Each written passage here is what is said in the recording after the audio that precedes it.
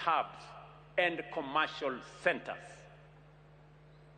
And let me speak while I am here in Vihiga, that your request that we have a modern transport station here in Vihiga, right here in Luanda, is already in the construction stage, and we have the plan for it.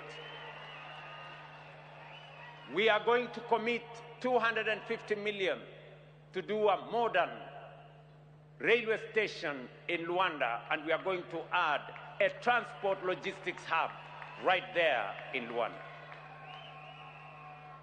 We will do the same in Nyamira, as I announced, because this railway is not just a transport corridor.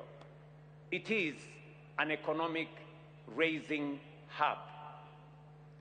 The expansion of the Rironi-Mau Summit Road, which will ultimately extend to Malaba border, together with the onward extension of the SGR to Malaba, represents a new generation of